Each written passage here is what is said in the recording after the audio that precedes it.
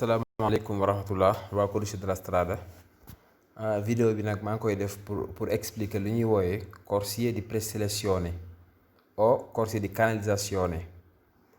Corsie la yoo xamante ni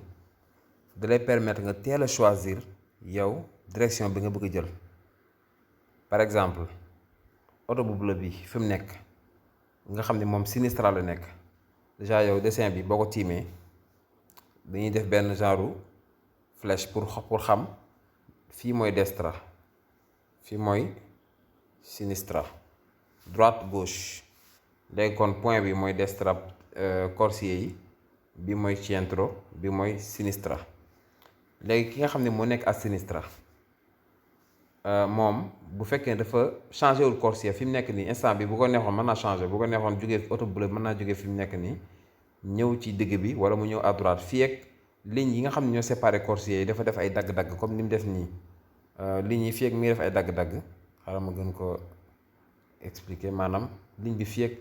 mi ngi def ay point yi ay dagg-dagg comme ni mu def nii ñetti lignes yi mën ngaa changer corsie mën ngaa dem fu la neex mën ngaa dem droite mën ngaa dem gauche mën ngaa dem ci digg bi mais boo demee nag ba nga xam ne ligne bi dafa nekk ligne continue comme nii ak nii bu boobaa mënootoo changer corsie fi nga direction bi nga jël rek moom nga continuer. léegi oto bi fi mu nekk bu fekkee da ko topp ba ci incrocio ba ci croisement bi bu fekkee da ko topp ba ci croisement bi ba ñëw fii moom ñaari direction rek la mën a jël mën naa andare a sinistra mën naa andare diritto moom mën naa dem à gauche mën naa dem à droite ndax ku ci corsie bi fii di càmmoñ la nekk mënta ñëw ba fii daal di ñëw à destra mënta nekk diritto ak sinistra. bu fekkente ni oto bi bu fekkonte ne dafa nekkoon ci corsie bi ci digg bi moom benn direction rek nga mën a jël mooy tout droite mënoo dem droite mënoo dem gauche tout droite rek. bu fekkonte ne dafa nekk ci corsie bi fi droite comme corsie bii nii bii bu fi ñëwee ci incrocio bi mën naa dem à destra mën naa dem tout droite kon lii rek nga war a bàyyi xel bu fekkente ni lii nag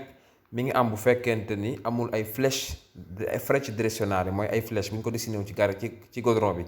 nga xam ne da lay wax fi nga war a jël nii la war a doxe léegi maa ngi indi beneen image boo xam ne daa am ay flèche léegi image bi ma leen indi nii am na ay flèche léegi fii corsie A lañ def corsie B corsie C. corsie A oto bu fa nekk moom bu ñëwee ci incrocio bi nii rek la mën a def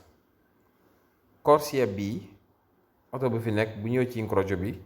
moom mën naa dem nii mën naa dem nii. corsie ci moom bu ñëwee ci incrocio bi nii rek la mën a def nekkul lu difficile ndax ku ci nekk direction bi nga war a jël fii jox nañ la ko wax nañ la ko ba mu leer beneen bi kay lañ bindul mais beneen bi principe bi wax naa leen ko ki féete càmmoñ bu ñëwee ci incrocio bi moom day dem càmmoñ wala mu dem tout droite ki ci digg bi moom du tout droite donc la mën a dem maanaam jubal rek mënut a jàdd ki nga xam ne moo féete droite moom bu demee ci incrocio mën naa dem tout droite wala mu jàdd à droite.